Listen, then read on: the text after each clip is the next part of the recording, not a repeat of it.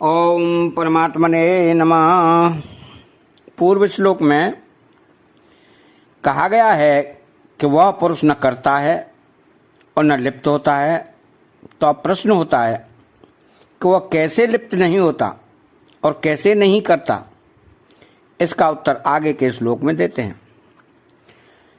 तो यथा सर्वगतम सौक्षम्यादाकाशम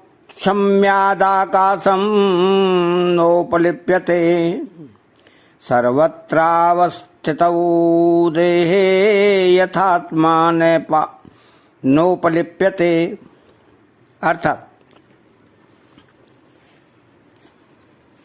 पूर्व श्लोक में भगवान ने न करोति पदों से पहले कर्तृत्व का और फिर न लिप्यते पदों से भोक्तृत्व का अभाव बताया है, परंतु इन दोनों का विवेचन करते हुए इस श्लोक में पहले भोक्तृत्व के अभाव की बात बताई है और आगे के श्लोक में कर्तृत्व के अभाव की बात बताएंगे। अतः यहाँ ऐसा व्यतिक्रम रखने में भगवान का क्या भाव है? इसका उत्तर यह है कि यद्यपि कर्तृत्व के बाद भी भोक्तृत्व होता है, अर्थात कर्म करने के बाद ही उस कर्म के फल का भोग होता है, तथापि मनुष्य जो कुछ भी करता है पहले किसी फल सिद्धि का उद्देश्य मन में रखकर ही करता है। अतः मन में पहले भोक्तृत्व का आता है, फिर उसके अनुसार काम करता है, अर्थात फिर कर्तृत्व आता है। इस दृष्टि से भगवान यहाँ सबसे पहले भोक्तृत्व का निषेध करते हैं। भोक्तृत्व का त्याग होने पर कर्तव्य का त्याग स्वतः हो जाता है, अर्थात फलेच्छा का त्याग होने पर क्रिया करने पर भी कर्तृत्व नहीं होता। तो यथा सर्वगतम सौक्षम्यादाकाशम नो पलिप्यते।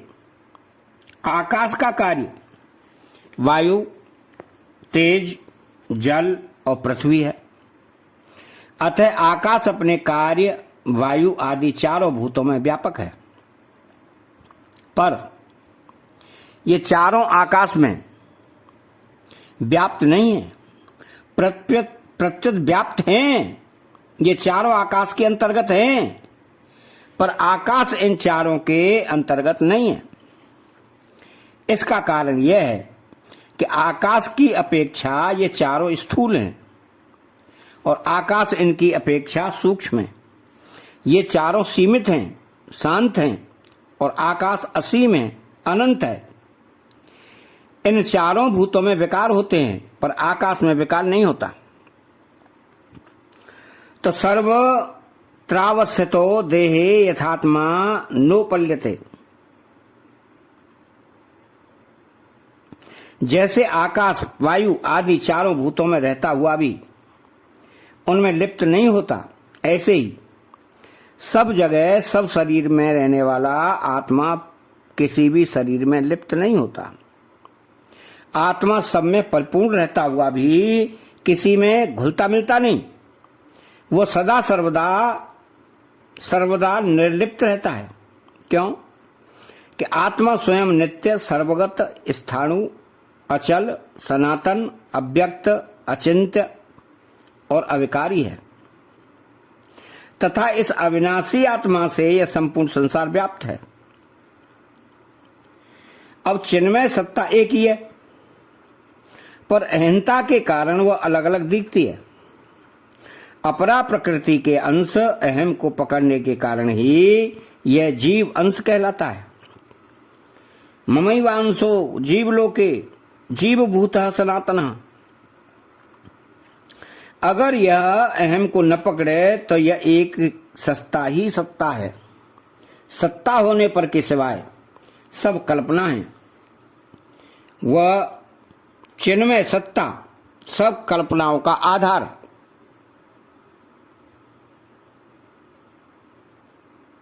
अधिष्ठान, प्रकाशक और आश्रय है।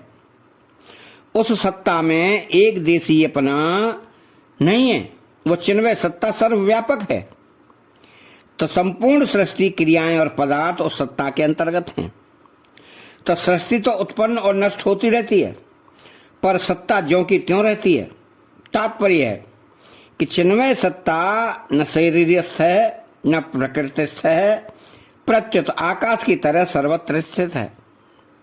अर्थात वह संपूर्ण शरीरों के सृष्टि मात्र के बाहर भीतर सर्वत्र परिपूर्ण है।